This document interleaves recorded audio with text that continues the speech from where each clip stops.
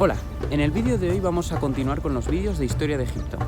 Ya tanto el título como la miniatura como esta pequeña introducción os habrá dado algunas pistas de qué va a tratar el vídeo de hoy, porque va a tratar ni más ni menos que la historia del propio templo, la cual es una historia muy interesante y que me gustaría mucho contar. Pero en el vídeo de hoy no solo vais a tener la explicación de la historia de este templo, sino también os voy a explicar cómo llegó a Madrid y además de todo esto acompañado con fotos e imágenes que he podido hacer hoy en la visita que he hecho al museo, ya que he podido entrar a su interior y os lo recomiendo bastante. Así que sin más dilación, hoy en Historia del Antiguo Egipto vamos a conocer la historia del templo de Debod, desde su construcción hasta la actualidad. Así que, dentro vídeo.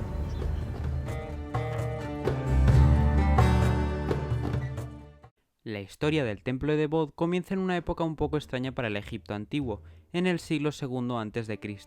Atrás quedaban aquellos gloriosos años en los que Alejandro Magno había acabado con el dominio persa en la zona, siendo elegido faraón de Egipto, sucediéndose una dinastía llamada dinastía tolemaica, con faraones de origen griego.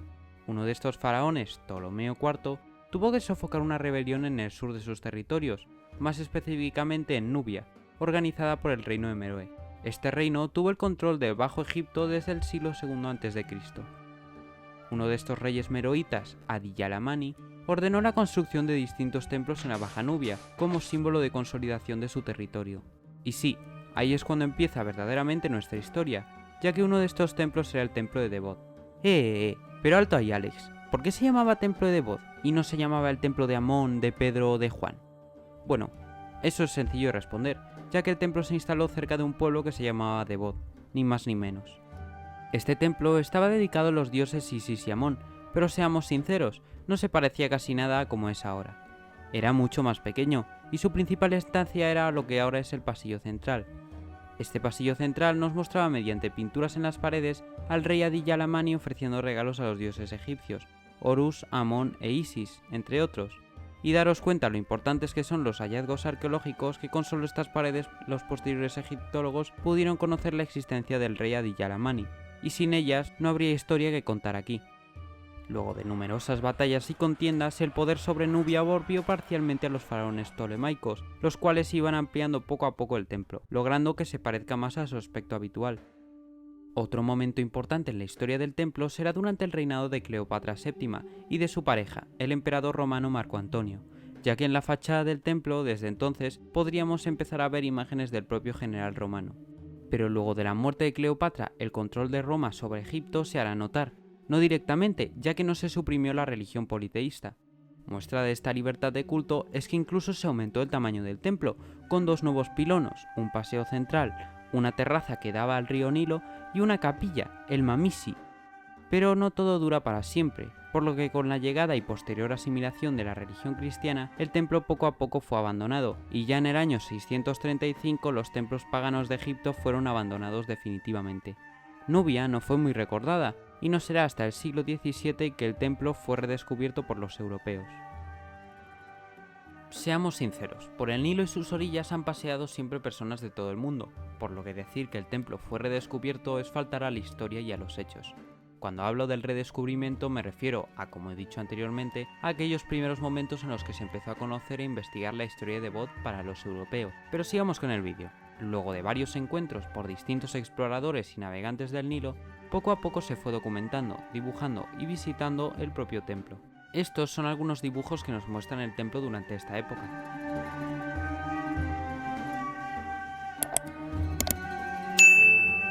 Pero estas investigaciones no llegaban muy lejos, debido a que todavía, y por esa época, todavía no se conseguía traducir el egipcio completamente. Pero no será hasta el 1 de febrero de 1829 que el francés Jean-François Champollion, el primer traductor de la escritura egipcia, visitó el templo, pudiendo ser de los primeros investigadores en comprender y traernos su historia. Luego de la visita por Jean-François Champollion y a mediados del siglo XIX se generalizó por parte de las clases altas europeas y americanas visitar Egipto, más específicamente la zona de la Baja Nubia, donde recordemos estaba Debod, por lo que no nos debe extrañar que muchos aristócratas de la época entrasen y visitasen el interior del templo. Estas visitas pasaron una pequeña factura y tristemente la fachada principal, la fachada norte y parte del Mamisi sufrieron grandes desperfectos que acrecentaron el mal estado del templo. Otra pérdida importante fue uno de los 3 portales que debería estar ahora mismo en el conjunto arquitectónico del templo. Pero no solo las visitas de turistas pasaban factura, otro elemento también jugaba en esta partida, el propio río Nilo, el cual, como sabréis, es común que inunde grandes zonas de tierra colindantes todos los años. Este era una gran ventaja para los agricultores, pero un gran problema para los templos cercanos al Nilo, los cuales muchas veces acababan bajo el agua, que sumado al abandono y falta de cuidado de estos templos, hacía que todo este legado e historia que tenían se perdiese bajo las aguas por la erosión de las piedras.